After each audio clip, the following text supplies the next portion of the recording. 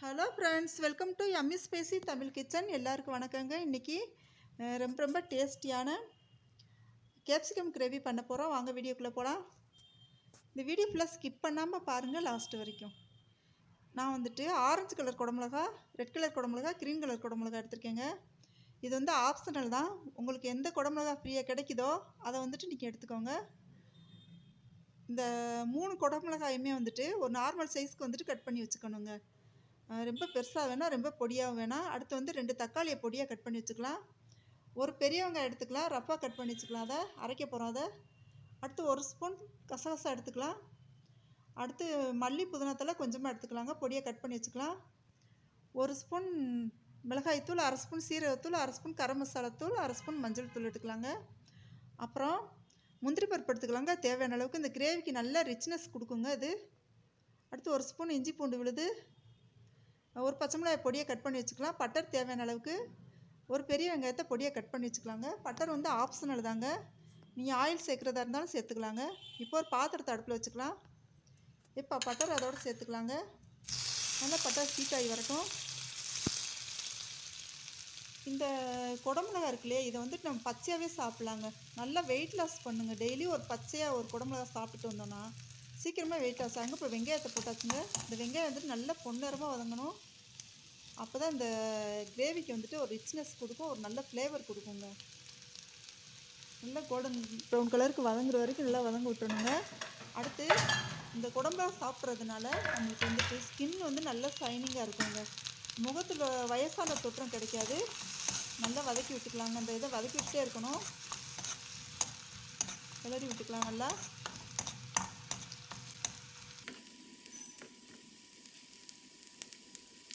வதங்கிட்டு அடுத்து மூட்டு பிரச்சனையே வராதுங்க. மூட்டு வலி இருக்கிறவங்க அடிக்கடி சாப்பிட்டு இருந்தீங்கன்னா மூட்டு வலி பிரச்சனையை சீக்கிரமாகவே தீரும். அடுத்து ரத்தத்தில் உள்ள சர்க்கரை அளவு கட்டுப்படுத்துதுங்க. வாயு பிரச்சனை, எந்த வாயு பிரச்சனையாக இருந்தாலும் ஒரு குடமிளகாய் எடுத்துகிட்டு நீங்கள் சாப்பிட்டீங்கன்னாக்கா, பச்சையாகவே சாப்பிட்டீங்கன்னா அது உடனே சரியாயிருங்க வாயு பிரச்சனை. இப்போ நல்லா வதங்கி இருக்குங்க. நல்லா கிளறி விட்டுக்கலாம்.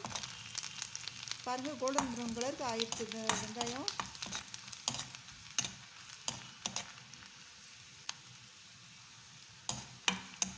நல்லா கிளறி விட்டுகிட்டே இருக்கணுங்க. அப்போ தான் கரெக்டான பக்குவத்தில் வெந்துடும். இப்போ அந்த இஞ்சி பூண்டு விழுது அதோடு சேர்த்துக்கலாங்க. நல்லா வதக்கி விட்டுக்கலாம் இஞ்சி பூண்டு விழுத. இப்போ பச்சை மிளகா சேர்த்துக்கலாம். நல்லா வதக்கி விட்டுகிட்டே இருக்கணுங்க. இந்த டைமில் நம்ம குடமிளகாயை பொடியாக கட் பண்ணி வச்சுக்கலையா, சேர்த்துல குடமிளகாயை அதோடு சேர்த்துக்கலாம். சேர்த்து நல்லா வதக்கி விட்டுகிட்டே இருக்கணுங்க. அடுத்து ஆரஞ்சு கலர் குடமிளகா, அதையும் வதக்கி விட்டுக்கலாம். அடுத்து க்ரீன் கலர் குடமிளகாயும் வதக்கி விட்டுக்கலாங்க. இது ரொம்ப வெந்துடக்கூடாதுங்க, கொஞ்சம் கிரன்ச்சியாக இருக்கணும். இப்போ தக்காளி சேர்த்தாச்சு, அதையும் சேர்த்து நல்லா வதக்கி விட்டுக்கலாம். பூ போட்டாச்சுங்க. இப்போ நல்லா சேர்த்து கிளறி விட்டுக்கலாங்க. இப்போ மசாலா பொடி எடுத்து வச்சுருக்கலையே, அது எல்லாமே ஒன்றா கலந்து விட்டு அதோடு சேர்த்துக்கலாம். நம்ம அதையும் நல்லா கிளறி விட்டுக்கலாங்க. இது ரொம்ப வெந்துருச்சுன்னா நல்லா இருக்காது. ஒரு 90% வெந்தால் போதுங்க. இப்போ நம்ம அரைச்சி வச்சுருக்கல முந்திரி பருப்பு அதை சேர்த்தாச்சு. முந்திரி பருப்பு, வெங்காயம், கசகசா 3 அதையும் நல்லா கலந்து விட்டுக்கலாம். நீங்கள் ஒரு வாட்டி இந்த கிரேவி செஞ்சு பாருங்கள், ரொம்ப டேஸ்ட்டாக இருக்குங்க. இது சாதத்தோட, சப்பாத்தியோட, எல்லாத்தோடையுமே நல்லா இருக்குங்க. புரோட்டா கூட. தண்ணி சேர்த்தாச்சு. இப்போ தேவையான அளவு கொஞ்சமாக தான் சேர்த்துருக்கேன். கிளறி விட்டுக்கலாம். இப்போ புதினா மல்லியை தூவியாச்சுங்க. இப்போ ரொம்ப டேஸ்டியான கேப்சிகம் கிரேவி ரெடி ஆயிடுச்சு. இந்த டைமில் கசூரி மேத்தி கையில் கசக்கி தூவி விட்டுக்கலாங்க.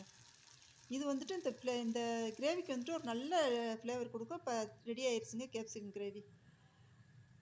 இந்த ரெசிபி உங்களுக்கு பிடிச்சிருந்துச்சின்னா நம்ம சேனல் இது வரைக்கும் நீங்கள் சப்ஸ்கிரைப் பண்ணலாம், சப்ஸ்கிரைப் பண்ணிக்கோங்க. பெல் ஐக்கானை கிளிக் பண்ணிக்கோங்க. ஃப்ரெண்ட்ஸுக்கு ஷேர் பண்ணுங்கள், லைக் பண்ணுங்கள். இந்த கிரேவி எப்படி இருந்துச்சுன்னு கமெண்ட் பண்ணுங்கள். தேங்க்யூ.